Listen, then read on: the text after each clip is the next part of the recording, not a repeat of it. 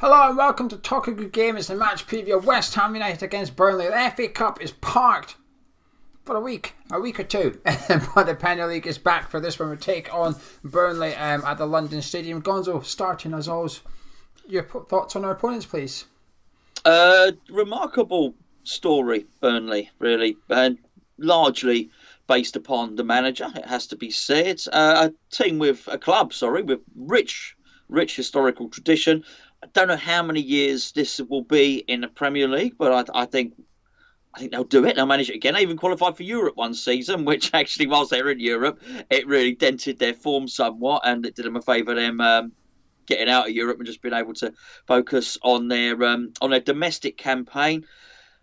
Dyche, I believe, feels that he's not been backed, and you can sort of understand it a little bit from this first attempt at sort of building a team was pivoted around Andre Gray, if you remember, who did really well for him. I think they sold him to Watford possibly for 15 million or something like that. So had the rug pulled out from under his feet a little bit there. Had to go again and bought Chris Woods. I think he's felt that he hasn't been backed financially as much as he would like. But then COVID hit, and it was an open secret that Burnley didn't have as much cash reserves as some other clubs. So I thought they did really well to hold off our own interest in Tarkowski when we came in with three separate bids, all either upper 20s or £30 million. So as much as it might not have been the player that necessarily Sean Dyche wanted, I did think, bearing in mind that there was a lot less money washing around in the game, for them to hang on to their England international, despite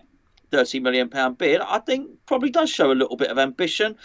I really like what they do. I like the fact that they have the same manager, and I like the fact that they remain in the Premier League despite being, a smaller club. So good on them, really, mate. Spending within their means as well. Well, that might change, obviously, now. We'll get onto that in a second. But that's one thing they've always done. It's very rare for a Premier League club to generate a profit a season, but to do it continuously like Burnley have done, they're probably the best they run club in the Premier League. So when COVID struck and they came out saying we're in trouble here, that was a bit of a warning for me personally when Burnley came out and said it, and I thought they were very open about it. I remember they were the first club to come out and they put an official statement on their website and said we are going to lose 50 million. I'm pretty sure it was 50 million. They said we're going to lose 50 million from this season not being completed. In that this is when the things was up in the air, and I thought that was a warning call from the Premier League. Really, look at this well-run club. Even they are struggling a little bit. Even they're a little bit panicky. But I think Dyche has done fantastic there. It's funny, isn't it? You see Chris Wilder last season getting all the plaudits for keeping that Sheffield United team up, and this year if Sam Allardyce does it with West Brom, I don't think he will. But if he did, again, he will get the plaudits and stuff. Actually, Dyche just goes about it now, and he doesn't get as much plaudits as he used to, because it's almost become like normal. It's almost become normal for Sean Dyche to keep Burnley up. It's now, you'd be surprised if they went down perhaps. Well, actually, that's my next question. Do you think they will go down? I think there's 4 or 5 teams in the relegation battle, with 1 or 2 that could get pulled in. And I do think Burnley's in it currently. No, I don't think so, Geo. I think it seems a while ago, but the games are so thick and fast. I feel the Crystal Palace game was a catalyst for them, and they've been able to sort of pick up points since then, and they have reasonable form. 2 wins, 2 defeats and a draw in their last 5 games. That's not the sort of form to take you down. They started badly, which they've done before, but we know this. We've seen this from Burnley before, that they have the capacity to start a season badly and then find their form again and climb the table. I look at the teams below them, and I don't actually see any of the teams below them finishing above them. I still look at some of the teams above Burnley and think maybe they could finish above 1 or 2 of them. I can't see them getting relegated, no. I think if they can get a goal scorer, that's the only thing they're lacking at the minute. They're lacking someone. They've scored 9 goals this season, and it's really poor that for any Premier League club. It's the lowest in the league so far, and that's a bit weird. They've got a goal scorer that hits a purple patch of form. Jay Rodriguez last season scored goals. Chris Wood is often good for goals. A couple of seasons ago, Ashley Barnes was scoring goals for them. But this season, not really got anyone that's putting the goals in. They're not really getting anyone that's creating enough chances. I think at the start of the season, though, you can let them off because they didn't have Ben Mee, so they had to play long next to Tarkowski, and I think when they've got Ben Mee and Tarkowski at centre back, I think they're in a completely different Burnley side altogether. That's when they can close ranks and say, right, what are you going to do here? They don't have a weak link in that back five, if you want, and I think that's been some impressive by them. I do think they need to get a goal scorer in though in this window, because I think if they do get relegated, it will be because of that. But I think they'll stay up because of their defence. Actually, I think they will grind out enough 1-0s and 0-0s or whatever to see them safe. But what about the January transfer window for them, Phil Gonzo? Takeover completed at the end of last year. They got a big American investment firm in charge now. Have they? Yeah. ALK. They now own 84% of Burnley. It's just cost them about 170 million or something. What? Literally at the end of 2020? Yes, like a month ago, 2 weeks ago. I think they put down. I think they paid for most of the club. I believe they've still got another couple of payments to make.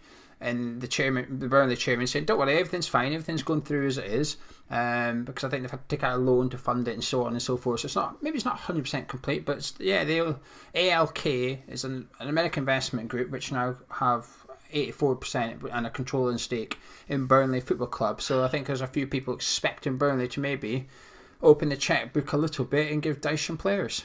Well, I was just about to say until you just finished your sentence on a low note there. I was just about to say, oh, good for them. I would have been pleased for them. But when you said they've taken out a loan to buy the club, that don't sound good. That don't sound good. I'm not saying it's disastrous. I know there is a precedent for it, and I know that is one of the business models.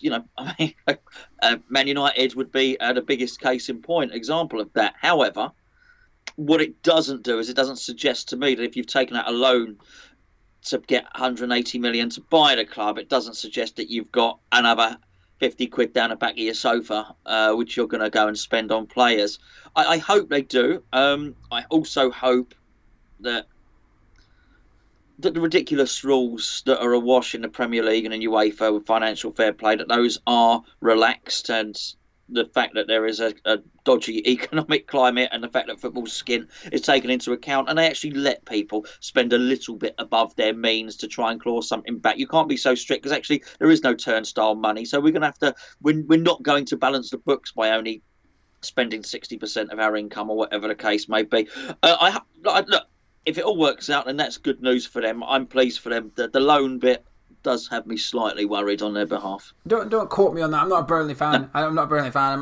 When it comes to Burnley, I am a average Premier League fan. So I read snippets here and there and bits and pieces, but I believe they're taking it alone, because I think there's a few people getting a little bit squeaky bum over will it 100% go through kind of thing. And I think I've read something yesterday, I think it was, from the Burnley chairman saying, don't worry, everything's under control, don't worry about the money is legit, everything's fine, everything's hunky-dory, and it might not be the whole 170 million they've borrowed, they might have borrowed part of it or something. I'm not 100% sure, but yeah, the takeover's going through, and I hope they do.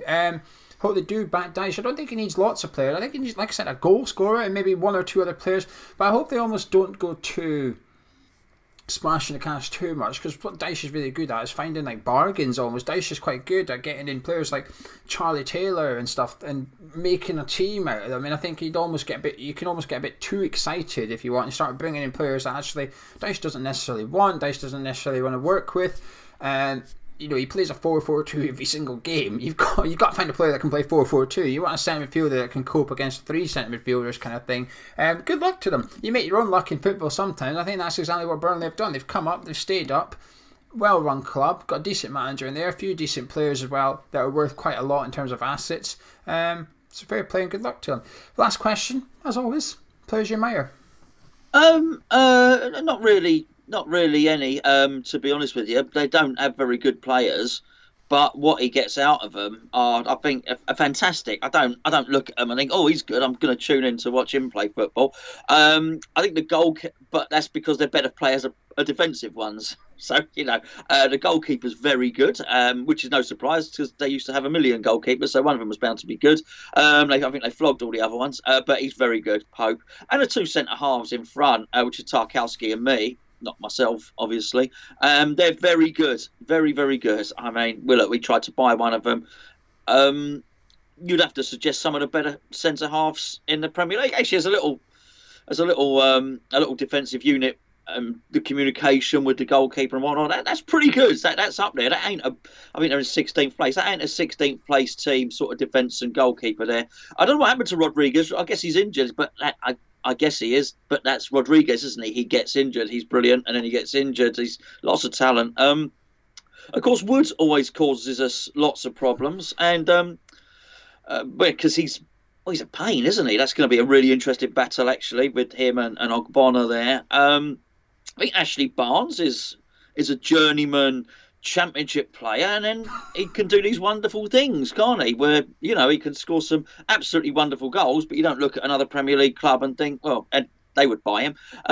But again, Dyche just seems to get him playing well, and then it can be a bit patchy, and it can go on these little runs of scoring, which they probably need him to do now, and he'll score some volleys and score some really good goals that you'd think he's actually not bad technically, but yeah, perhaps I've done him a disservice there, calling him a journeyman footballer. But he's a journeyman footballer, and they've got of course we've got a family connection there with Robbie Brady, who is Karen Brady's grandson. So I mean, it's going to be really interesting dynamic for this game, Geo. I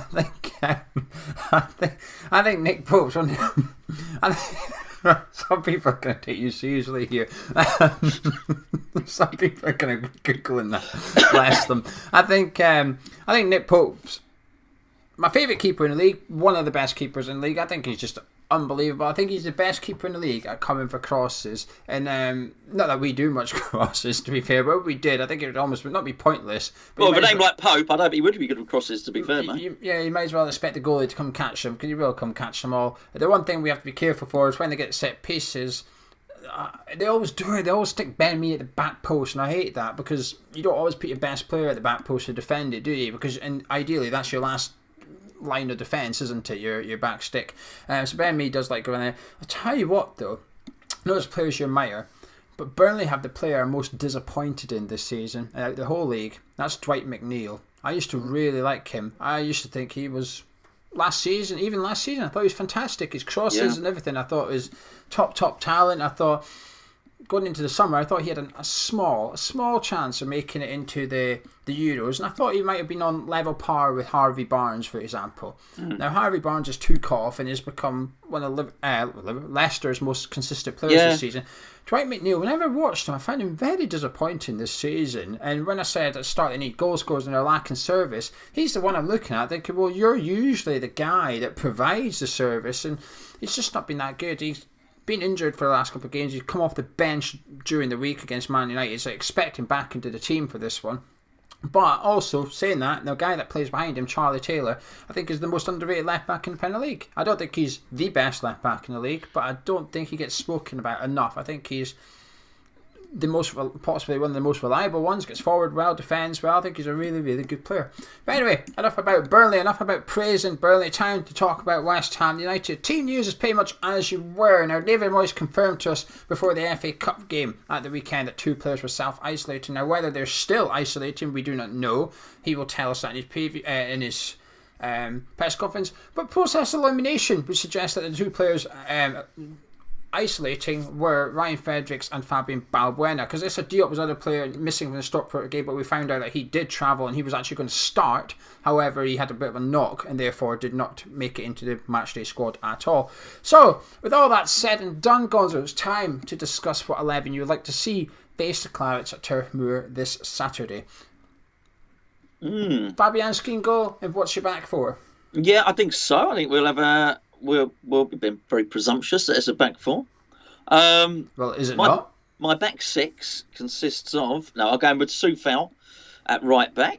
I'm going to put the Jaffa Cake Muncher himself, Dawson, in at centre half. God Bonner next to him. And, of course, Aaron Kreswelowicz at left back. Just to interrupt you, I feel like sometimes during the season we've never really had like a first choice defence. Have we now finally got a first choice back 5 for now anyway? Unfortunate for Balbuena really, but I feel like we've now got our first team back 4.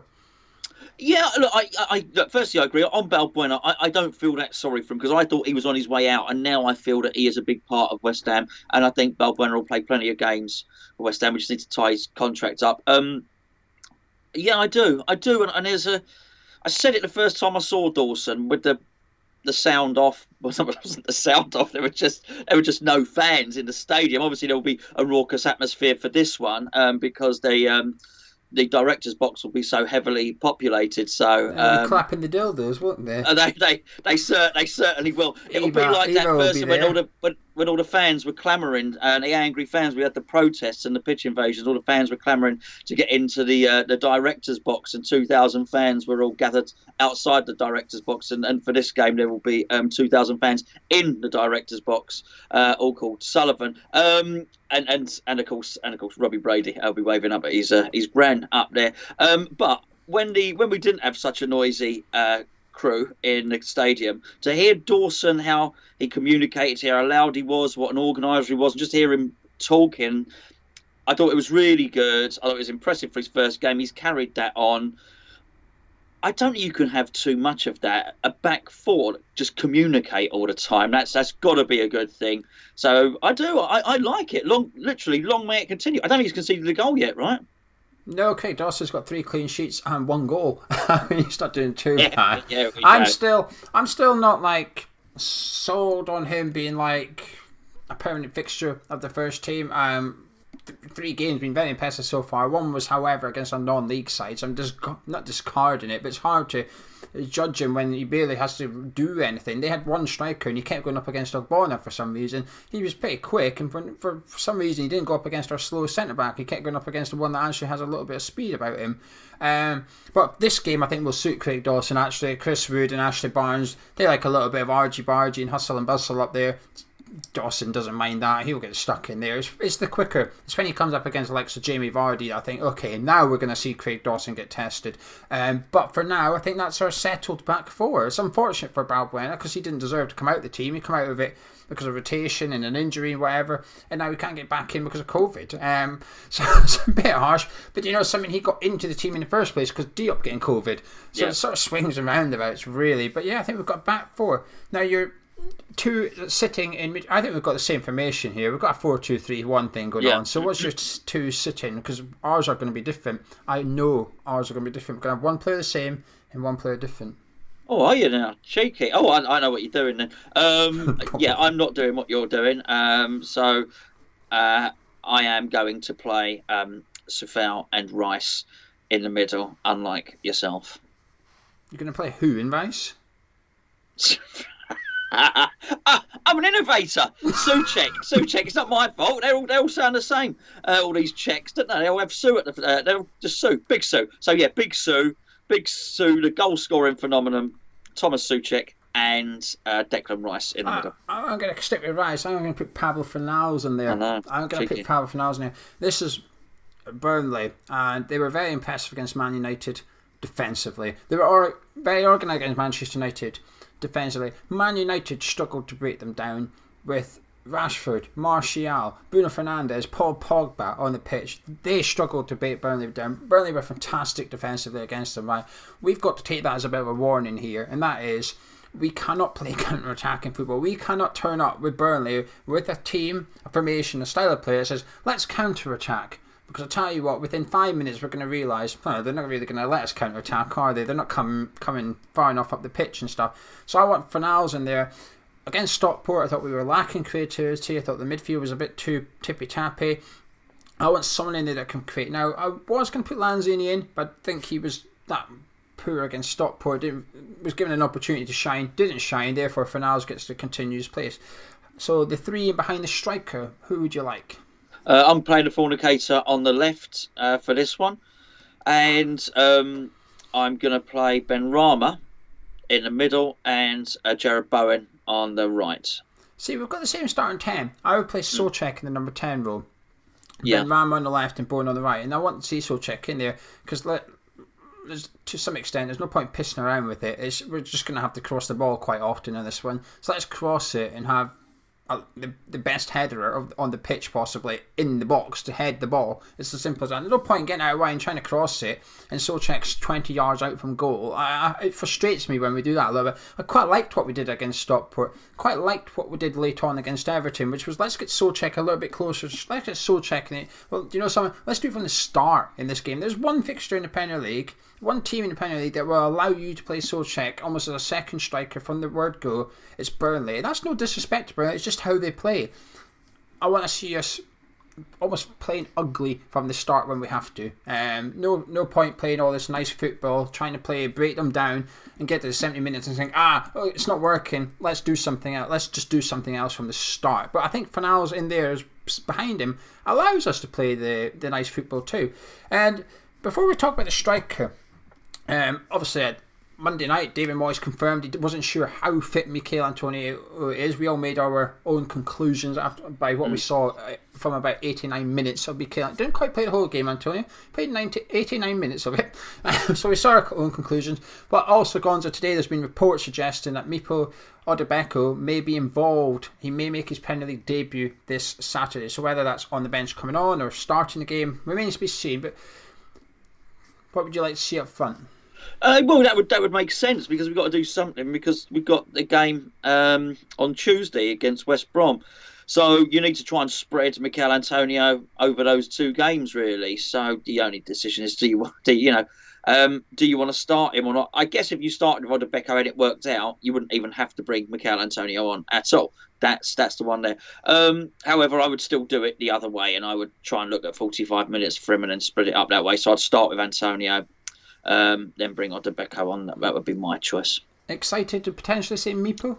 Yeah, I really am. I love to see a player coming through, and I like it even more. Look, David Moyes says a lot of stuff, and I don't. David Moyes is a bit nice, but let's be fair. He was praising Robert Snodgrass before he sacked him because he decided his legs had gone, and he was praising Sebastian Haller a lot of the time as well, saying really nice things about Sebastian Haller, even though he knew he was going to sell him.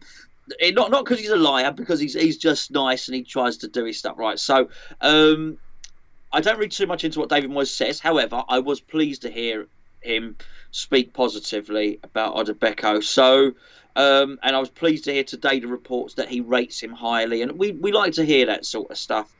And if that's the case, then I'm looking forward to seeing him as well, because David Moyes is not somebody that just seems to automatically throw youngsters in there.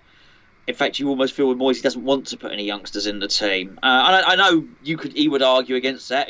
Declan Rice and Ngakia and Ben Johnson. He could argue his case, but I feel that. I feel he doesn't want to. So if somebody has stood out for him and he's decided one of our young players is good enough for the first team, then that makes me quite excited to see, to be honest with you. Yeah, I think he's quite hesitant to start the youngsters as well. Like I said, I thought Ben Johnson was arguably our man of match. Next game, he wasn't even on the bench. Well, he might have been on the bench, but he didn't start. He didn't retain his position. I still think if he was 26, he would have kept his position. I think he is quite hesitant. Well, maybe it's protected him. I don't know, but he is a bit resistant. But I think this game, I would start Mipo for this one. I do. I saw. The problem is Mipo's not 100% fit either, because he's just come back from a lengthy injury himself, but he has been in training longer than what Mikel Antonio has. But I just don't think this is the game for Antonio. Even if Antonio was 100% fit, I saw him up against Stockport, ready for the argy-bargy stuff, and Stockport were handling him. Ben Mee and Tarkowski will handle him too. They'll say, that's alright, we can deal with this kind of thing.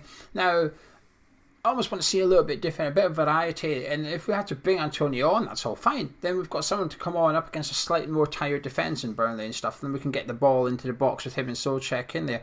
So I think I would start Odebeko if he was fit enough. I would try something different.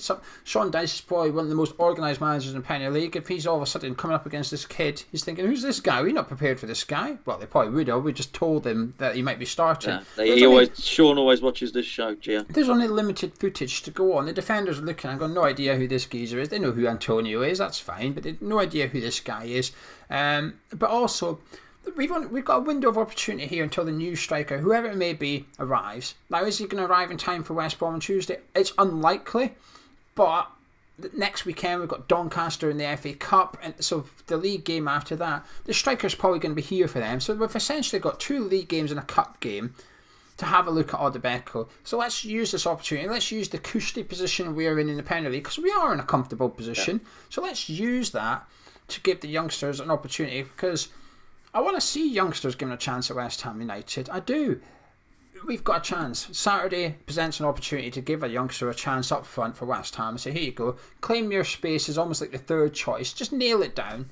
You do well, we'll get 1 striker in and that's it. We won't bother getting 2 more in. We'll take in 1 more and you can be the third player. And I hope he gets his opportunity. With all that said and done, Gonzo, confident? No, not for this one. I'm afraid it's not this. No, they don't suit our style. For you as you summed up perfectly earlier, these are not the teams that we play well against. That doesn't mean we can't score. It doesn't mean we can't. We get enough corners, we'll score a goal. It's as simple as that. We get one of the long shots. If Ben Rama plays, he can curl a long shot in. Not a problem at all. But long shots, corners, yeah, look, they work a lot of the time for us. The corners do anyway. But if we do have to break them down and they're sitting back, which it probably seems like they will, we're not going to commit loads of men forward. We're going to sit back as well. I think it's got 0-0 written all over it in many respects, actually. So, which is just giving you my score, haven't I? So, am I confident? No, but I'm not crapping myself either.